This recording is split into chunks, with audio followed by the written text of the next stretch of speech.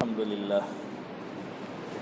لله نحمده ونستعينه ونستغفره ونؤمن به ونتوكل عليه ونعوذ بالله من شرور أنفسنا ومن سيئات أعمالنا من يهده الله فلا مضل له ومن يضلله فلا هادي له ونشهد أن لا إله إلا الله وحده لا شريك له ونشهد أن سيدنا ومولانا محمدا عبده ورسوله أما بعد فقد قال الله تعالى في كلامه المجيد أعوذ بالله من الشيطان الرجيم بسم الله الرحمن الرحيم إن الذين قالوا ربنا الله ثم استقاموا تتنزل عليهم الملائكة ألا تخافوا ولا تحزنوا وأبشروا بالجنة التي كنتم توعدون نحن أولياؤكم في الحياة الدنيا وفي الآخرة ولكم فيها ما تشتهي أنفسكم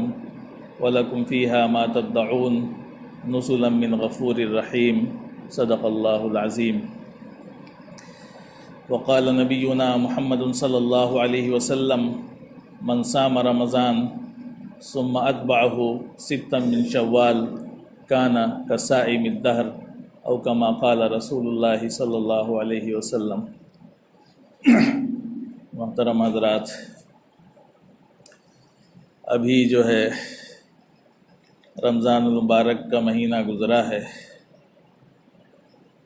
اللہ تبارک و تعالیٰ کا احسان ہے، اس کا شکر ہے کہ اللہ تبارک و تعالیٰ نے ہمیں اور آپ کو زندگی عطا فرمائی اور رمضان المبارک کا مہینہ عطا فرمایا اور اپنی اپنی طاقت اور صلاحیت کے مطابق اس سے فائدہ اٹھانے کی توفیق عطا فرمائی. تو سب سے پہلے تو رمضان کا مہینہ جو گزرا اس پر اللہ کا شکر ادا کرنا چاہیے. کوئی بھی اللہ کی نعمت حاصل ہو، چاہے وہ چھوٹی ہو یا بڑی ہو، اللہ کا یہی حکم ہے کہ بندے کو اس پر شکر ادا کرنا چاہیے. تو سب سے پہلے تو اللہ کا شکر ادا کریں. اللہ نے جو بھی توفیق دی، ہم نے دن میں روزے رکھے، رات میں تراویح پڑھی، اللہ نے توفیق دی تہجد کی نماز نصیب ہوئی وہ پڑھی، اور بھی قرآن کی تلاوت، ذکر و اذکار، صدقہ، خیرات، افطار، جو بھی اللہ نے توفیق دی اور جتنا ہم سے نیک کام ہو سکا اس پر خوب اللہ کا شکر ادا کریں. اس لیے کہ اللہ کی توفیق نہ ہوتی تو یہ کام ہم سے نہ ہوتا. اللہ اگر ہمیں صحت نہ دیتا، زندگی نہ دیتا، یہ دن نصیب نہ کرتا تو ہم سے یہ کام نہیں ہو سکتا. تو سب سے پہلے اللہ کا خوب شکر ادا کریں کہ اللہ نے یہ مہینہ عطا فرمایا اور اس میں ہمیں عبادت کی جو بھی ہو سکی ٹوٹی پھوٹی توفیق عطا فرمائی. اور دوسرا کام محاسبے کا ہے کہ ہم نے اس مہینے میں کون سے ایسے کام تھے جو نہیں کرنے چاہیے تھے وہ کیے، بہت سے گناہ کیے، بہت سے غلط کام کیے، جھوٹ بولا، جو بھی کام نہیں کرنا تھا وہ ہم سے ہو گئے. تو اس پر اللہ سے توبہ کریں، استغفار کریں. اللہ کا دروازہ جیسے رمضان میں کھلا تھا ویسے رمضان کے بعد بھی کھلا ہوا ہے. تو اللہ سے توبہ کر لیں کہ اللہ جیسا اس مہینے کا فائدہ اٹھانے کا حق تھا وہ ہم نے فائدہ نہیں اٹھایا اور کوتاہیاں ہوئیں، اس پر اللہ سے جو ہے توفیق مانگے اور اللہ سے جو ہے توبہ کر لے تو وہ مسئلہ بھی ختم ہو جائے گا. اللہ کا دروازہ کھلا رہتا ہے. قرآن میں اللہ تبارک و تعالیٰ نے جو رمضان کے بارے میں آیتیں نازل فرمائی ہیں اس میں بڑی ترتیب ہے اور اللہ کی بڑی نرمی جھلکتی ہے. اس میں اللہ نے فرمایا کہ شہر رمضان الذی انزل فیہ القرآن ھدی للناس وبینات من الھدی والفرقان. آگے فرمایا کہ فمن شہد منکم الشہر فلیصم. تم میں سے جس کو رمضان کا مہینہ نصیب ہو جائے اس کو چاہیے کہ وہ روزے رکھے. رمضان کے روزے فرض ہیں. تو فمن شہد منکم الشہر فلیصم. آگے فرمایا فمن کان منکم مریضا او علی سفر. اگر تم میں سے کوئی بیمار ہو جائے یا سفر کی حالت میں ہو تو روزہ چھوڑ سکتا ہے، روزہ چھوڑ دے، لیکن اس روزے کو بعد میں پورا کر لے. رمضان کے بعد اس کو پورا کرنا پڑے گا جو رمضان کے روزے چھوٹ گئے ہیں بیماری کی وجہ سے یا کہہ لیجئے سفر کی وجہ سے. اور اگر اس لائق نہیں ہے کہ وہ بعد میں روزہ رکھ سکے تو فدیہ ادا کر دے. یہ قرآن نے حکم دیا. اور آگے چل کر کے فمن شہد منکم الشہر فلیصم فمن کان منکم مریضا او علی سفر فعدۃ من ایام اخر. آگے فرمایا کہ چل کر کے ہے نا کہ یہ جو رمضان کے روزے ہیں اس پر جو ہے نا اللہ تبارک و تعالی لعلکم تشکرون، اللہ نے اس کی جو توفیق دی روزے رکھنے کی، اس پر بندے کو شکر ادا کرنا چاہیے، یہ شکر کا موقع ہے. اور پھر آگے جو ہے اللہ تبارک و تعالی نے اپنے نبی کو مخاطب کر کے فرمایا کہ وَإِذَا سَأَلَكَ عِبَادِي عَنِّي فَإِنِّي قَرِيبٌ، کہ اگر میرے بندے آپ سے پوچھیں کہ میں کہاں ہوں تو آپ سب سے بتا دیجئے کہ فَإِنِّي قَرِيب، میں ہر بندے کے قریب ہوں. مطلب یہ سمجھانا ہے کہ جیسے اللہ رمضان میں بندوں کے قریب تھا، رمضان کے بعد وہ دور نہیں ہوا ہے، رمضان کے بعد بھی وہ قریب ہے. تو اللہ فرما رہا ہے نبی کو مخاطب کر کے کہ وَإِذَا سَأَلَكَ عِبَادِي، جب میرے بندے آپ سے پوچھیں ہے نا میرے بارے میں، عَنِّي فَإِنِّي قَرِيب، میں سب کے قریب ہوں. رمضان میں بھی قریب تھا، رمضان کے بعد بھی قریب ہوں. رمضان ختم ہو گیا تو اللہ ہم سے دور نہیں ہو گیا، ہاں اس کا الٹا ہوا کہ بندے اللہ سے دور ہو گئے. اللہ تو قریب کل بھی تھا، آج بھی ہے. دوسرے جگہ اس نے قرآن میں فرمایا ہے کہ میں ہر بندے کی اس کے شہر رگ سے بھی زیادہ قریب ہوں. تو وہ تو ہمارے قریب ہمیشہ تھا، ہمیشہ ہے اور ہمیشہ رہے گا. یہ ہماری کمزوری ہے کہ ہم اللہ سے دور ہو جاتے ہیں. تو فرمایا کہ وَإِذَا سَأَلَكَ عِبَادِي عَنِّي، جب بندے میرے بارے میں پوچھیں تو آپ کہہ دیجئے فَإِنِّي قَرِيب اُجِیبُ دَعْوَةَ الدَّاعِ، جب بندہ مجھ سے مانگے گا، دعا کرے گا تو میں اس کی دعا کو قبول کروں گا. کوئی رمضان کا تذکرہ نہیں ہے، یہ رمضان کے بعد کا تذکرہ. تو اللہ تو ہمیشہ سے قریب تھا، قریب ہے، قریب رہے گا. اس کے دروازے کھلے ہوئے ہیں. رمضان میں زیادہ رحمت کی بارشیں ہو رہی تھیں، اب کم ہو رہی ہیں، لیکن کھلے ہوئے ہیں دروازے. تو ہمیں اللہ کی ذات سے امید رکھنا چاہیے. اللہ نے یہ مہینہ ہمیں کیوں دیا تھا؟ یہ مہینہ اس لیے دیا تھا کہ ہماری تربیت ہو جائے، ہماری ٹریننگ ہو جائے، ہمارے اندر تقوی کی صلاحیت پیدا ہو جائے، اللہ سے جو دوری تھی وہ قرب ہمارے اندر پیدا ہو جائے. اور پھر اس مہینے کی برکت سے جو آنے والے مہینے ہیں ان میں ہمیں عبادت کی، اللہ کے قرب کی، اللہ سے دعاؤں کی، قرآن کی تلاوت کی عادت پڑ جائے. اس لیے یہ مہینہ اللہ نے دیا تھا. اور ہوتا الٹا ہے. یہاں پر ہوتا کیا ہے کہ بس ہم ایسے مسلمان ہو گئے ہیں کہ ایک چاند دیکھ کر کے عبادت شروع کرتے ہیں اور دوسرا چاند دیکھتے ہیں تو ختم کر دیتے ہیں. تو ایسا نہیں ہے. اسی لیے علماء نے لکھا کہ ایسا جو لوگ کرتے ہیں تو وہ گویا کہ اپنے عمل سے اس بات کا اظہار کرتے ہیں کہ وہ اللہ کی عبادت نہیں کرتے ہیں، وہ رمضان کی عبادت کرتے ہیں. حالانکہ ہم بندے کس کے ہیں؟ رحمان کے ہیں، رمضان کے بندے نہیں ہیں. ہم رحمان کے بندے ہیں. اور جو رحمان کا بندہ ہے اس کے لیے رمضان بھی ہے، اس کے لیے شوال بھی ہے، اس کے لیے ذی قعدہ بھی ہے، ذی الحج بھی ہے، محرم بھی ہے، صفر بھی ہے. سارے مہینے اس کے لیے. وہ اللہ کا بندہ ہے. اور جو بیچارہ رمضان کا بندہ ہے تو جب رمضان آتا ہے تو عبادت شروع کر دیتا ہے، رمضان ختم تو ٹوپی اتاری اور رکھ دی، پھر ڈھونڈے گا جا کر کے اگلے رمضان میں.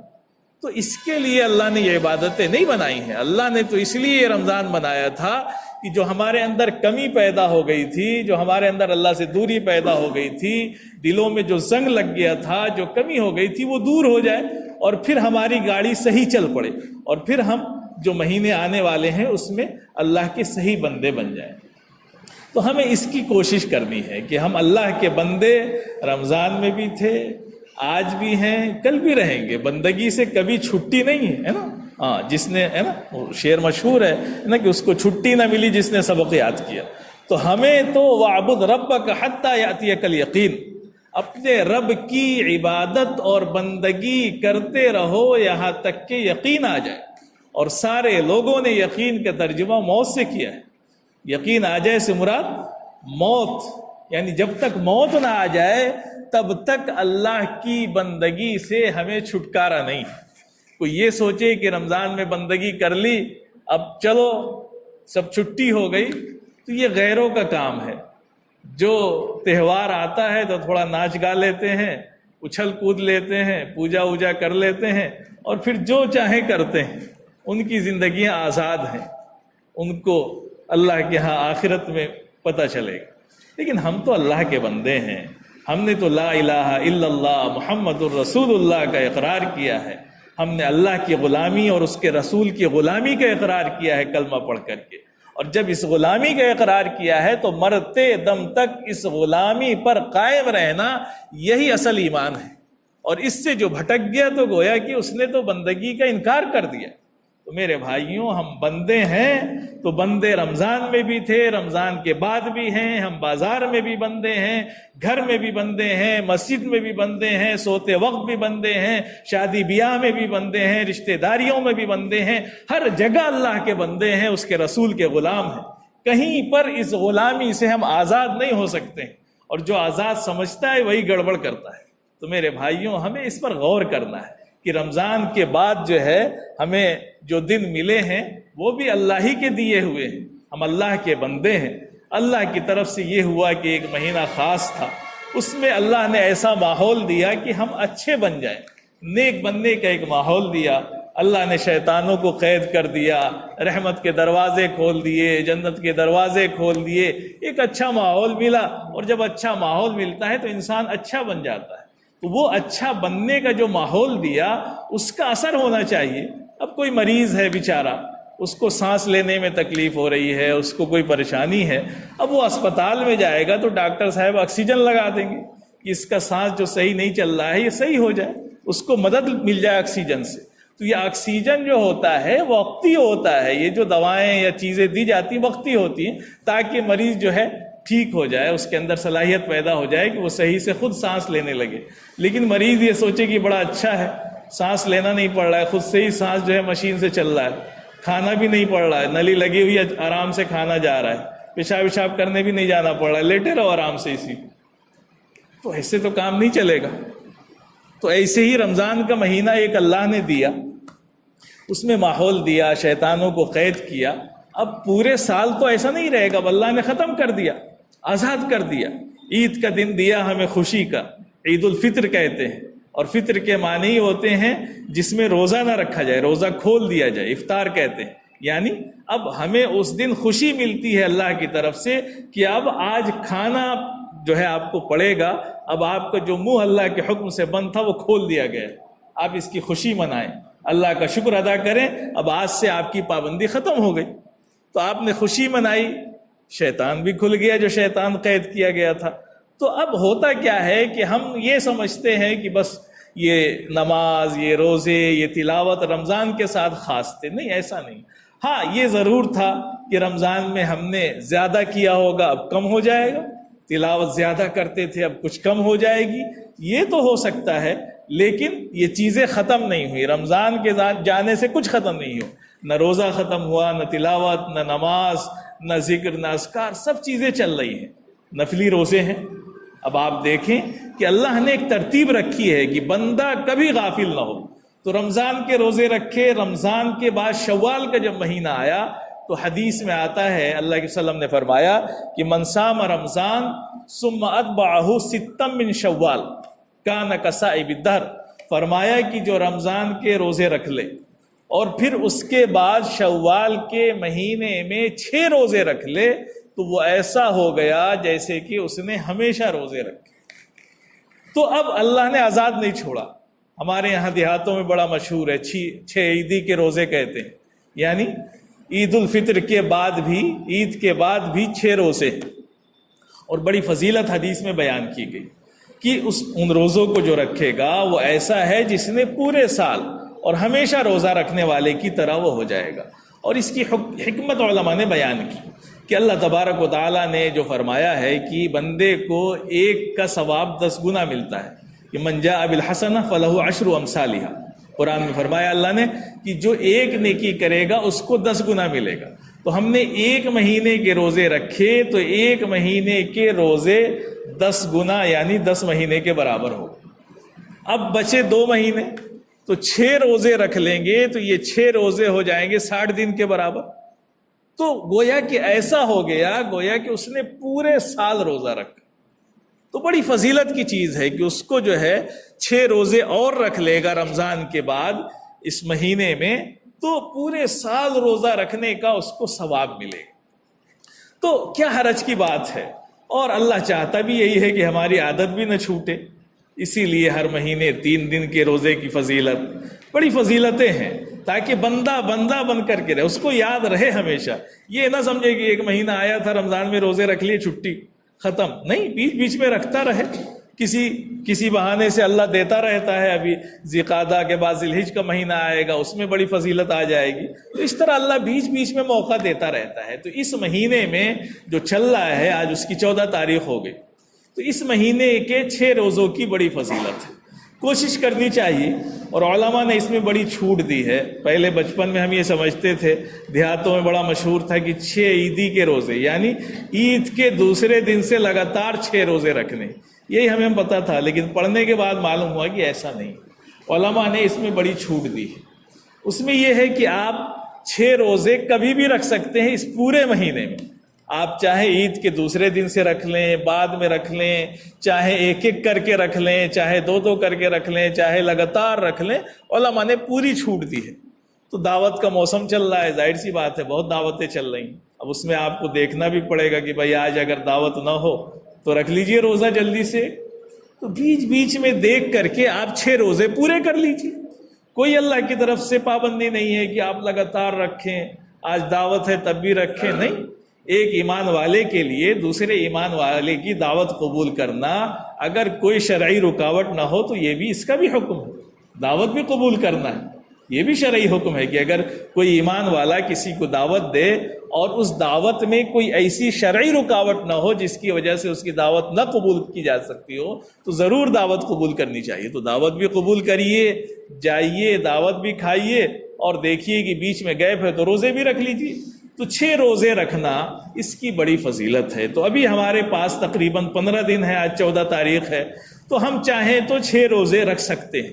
جو لوگ جانتے ہیں، رکھتے ہیں، انہوں نے رکھ بھی لیے ہوں گے، یا بہت سے لوگ رکھ رہے ہوں گے، ان کے کچھ ہو گئے ہوں گے، کچھ رکھ لیں گے، اور جنہوں نے نہیں رکھے ہیں وہ بھی ابھی کوشش کریں تو 6 روزے ان کے بھی انشاءاللہ مکمل ہو جائیں گے، اور وہ بھی اس فضیلت کو حاصل کر لیں گے کہ سال بھر روزہ رکھنے کا ثواب ان کو بھی حاصل ہو جائے گا۔ تو نیکی کے جو بھی موقع اللہ کی طرف سے ملیں ان کو دونوں ہاتھ سے پکڑنا چاہیے، اس لیے کہ زندگی کا کوئی بھروسہ نہیں ہے۔ یہ زندگی کے سانسیں چل رہی ہیں، یہ بڑی غنیمت ہے اللہ کی طرف سے جو ہمیں ملی ہوئی ہیں، کب جھٹکا آ جائے، کب ہم چلے جائیں کچھ پتہ نہیں۔ ابھی مسجد سے نکلے، کوئی حادثہ پیش آ گیا، گئے، نیکی کا دروازہ بند۔ جب تک سانس چل رہی ہے تبھی تک نیکی کا دروازہ کھلا ہے، اور کتنی دیر یہ سانس چلے گی اس کا پتہ تو کسی کو نہیں ہے۔ یہ تو اللہ کا عجیب نظام ہے۔ ہاں، اللہ ایسا کرتا ہے کہ اپنے نیک بندوں کو اشارے دے دیتا ہے، لیکن ان کو بھی صحیح پتہ نہیں، کوئی بتا ہی نہیں سکتا۔ یہ غیب کی چیز ہے اللہ کی، کہ موت کس کی کب آئے گی، یہ اللہ کے غیب کی خاص چیز ہے جس کا علم اس نے کسی کو نہیں دیا۔ تو یہ ہمارے ہاتھ کی چیز نہیں ہے۔ ہاں، عمل کرنا ہمارے ہاتھ میں ہے، ہم عمل کر سکتے ہیں، تو عمل میں ہمیں پیچھے نہیں رہنا چاہیے۔ ہر رات ہمیں یہ سوچ کر کے سونا چاہیے کہ شاید یہ ہماری آخری رات ہو، تو کیوں نہ ہم نماز عشاء کی پڑھ کر کے سوئیں، اللہ سے توبہ اور استغفار کر کے سوئیں، دعا پڑھ کر کے سوئیں کہ اگر صبح نہ اٹھ سکیں، چلے جائیں اس دنیا سے، تو اللہ کے ہاں ہم پکڑ سے بچ۔ تو ہمیں اسی کے لیے تو یہ اللہ کی بندگی ہے، اسی کو تو بندہ کہتے ہیں کہ ہر وقت اللہ کو یاد رکھنا۔ اللہ نے ایسا نظام بنایا کہ اگر آپ دین پر چلیں گے تو کبھی اللہ کو نہیں بھول سکتے۔ صبح اٹھتے ہی آپ کے کانوں میں اللہ کی آواز پڑے گی، صدا پڑے گی، آپ مسجد میں آئیں گے، اللہ کے سامنے جھکیں گے، آپ نے بندگی کا حق ادا کیا۔ پھر تھوڑی سی غفلت ہوئی، بازار میں گئے، دکان پہ گئے، ڈیوٹی پہ گئے، پھر ظہر کا وقت آ جائے گا، پھر عصر کا وقت آ جائے گا، پھر تھوڑا سا بھولے مغرب کا وقت آ جائے گا، اور پھر سوتے سوتے عشاء کا وقت آ جائے گا۔ تو اللہ نے ایسا نظام بنایا کہ کبھی آپ اگر صحیح معنوں میں مسلمان بن کر کے رہیں تو اللہ کو بھول ہی نہیں سکتے ہیں، اور اگر بھولنا چاہیں تو کوئی مسئلہ نہیں۔ یہاں تو لوگ اپنے ماں باپ کو بھی بھول جاتے ہیں، سب کو بھول جاتے ہیں، تو وہ تو اپنی کمی ہے، کوتاہی ہے کہ آپ بھول جاتے ہیں۔ تو بھلانا چاہیں تو بھلا سکتے ہیں، اور نہ بھلانا چاہیں تو انسان تو غلام ہوتا ہے کہ کسی نے اس پر ایک چھوٹا سے بھی احسان کیا تو اس کو بھی زندگی بھر نہیں بھولتا ہے۔ وہ کہتا ہے کہ نہیں، انہوں نے میرے ساتھ ایک احسان کیا تھا اور میں ان کا غلام ہوں۔ میں ان کے احسان تلے دبا ہوا ہوں۔ تو میرے عزیز بھائیوں، اللہ کا بہت بڑا شکر ہے، بہت احسان ہے کہ اللہ نے ہمیں ایمان والا بنایا ہے، ایمان میں داخل کیا، ایمان والوں کے گھر میں پیدا کیا۔ یہ اللہ کا بہت احسان ہے۔ اللہ نے رمضان کا مہینہ دیا تاکہ ہمارے اندر تقویٰ پیدا ہو جائے، اللہ سے جو دوری تھی وہ قرب میں تبدیل ہو جائے۔ اب یہ جو مہینہ ملا تھا، اس کے ذریعے سے جو ہمارے اندر صلاحیت پیدا ہوئی تھی، اس صلاحیت کو ہمیں باقی رکھنا ہے، اور اس بات کی کوشش کرنی ہے کہ ہم ایک مہینے کے نمازی یا ایک مہینے کے عبادت گزار بن کے نہ رہ جائیں، ہے نا۔ آپ دیکھیں مسجدوں کا کیا حال ہو گیا ہے نا۔ فجر کی نماز میں جتنی بھیڑ ہوتی تھی، اب جو ہے اتنی بھیڑ کہہ لیجیے جمعے کی نمازوں میں ہوتی ہے نا۔ مسجدوں میں آپ دیکھیں جا کر کے کیا حال ہے کہ فجر کی نماز میں اتنے لوگ آتے تھے کہ اب اتنے لوگ جمعے میں آتے ہیں، باقی نمازوں سے نمازی غائب۔ کیوں بھائی، ایسا کیوں کر رہے ہیں؟ کیا اللہ کے بندے رمضان میں تھے اور اب اللہ کے بندے نہیں ہیں؟ یا اللہ نے نماز فرض کی تھی تو اس کے لیے خاص کیا تھا رمضان کا مہینہ؟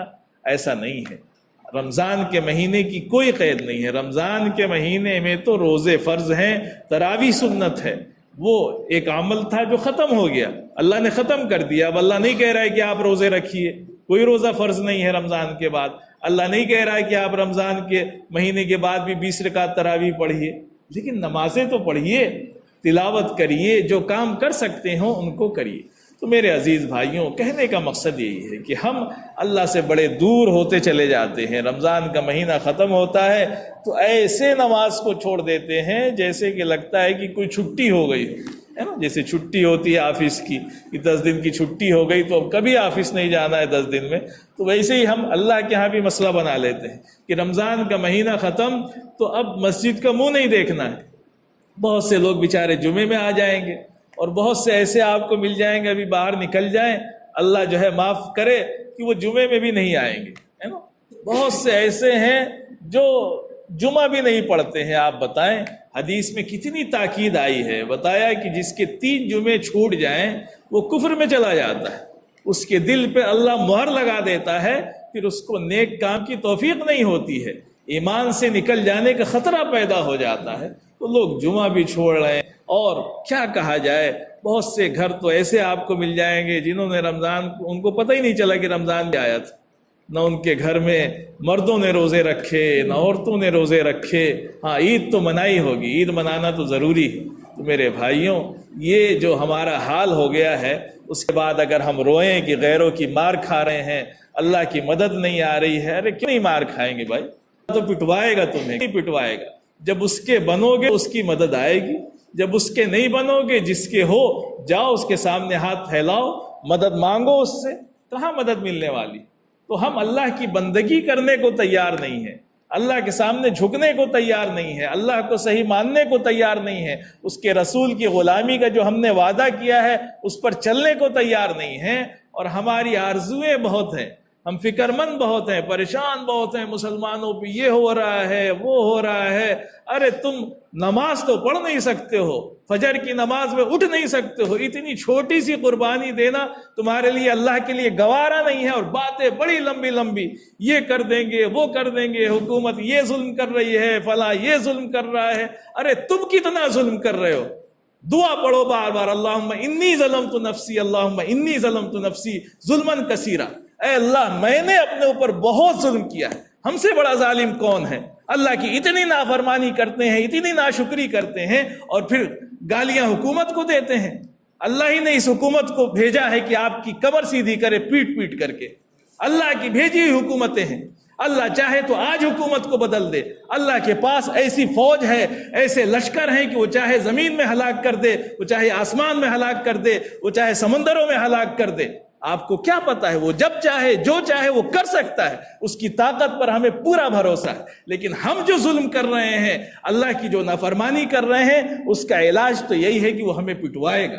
تو میرے عزیز بھائیوں، ہمیں اپنی فکر کرنی چاہیے، ہم صحیح ہو جائیں گے، حکومتیں بھی صحیح ہو جائیں گی، اللہ کی طرف سے ان ظالموں کو ٹھکانے لگا دیا جائے گا۔ اللہ تو ان سے ظلم کروا رہا ہے. جس دن ان کے ظلم کا گھڑا بھر جائے گا اس دن اللہ ان کو سزا دے گا. جو دنیا میں زندہ رہیں گے وہ دیکھیں گے کہ کیسی سزائیں مل رہی ہیں, لیکن ہمیں اپنی فکر کرنی ہے. تو میرے عزیز بھائیوں, ہم فکر کریں, مسجدوں کو آباد کریں, اللہ کی اطاعت کریں, اس کی فرما برداری کریں اور اللہ سے دعائیں کریں. جتنی ہمارے اندر صلاحیت ہے اتنی کوشش کریں قوم کو فائدہ پہنچانے کی. اللہ تبارک و تعالی ہم سب کو کہنے سننے سے زیادہ عمل کی توفیق عطا فرمائے.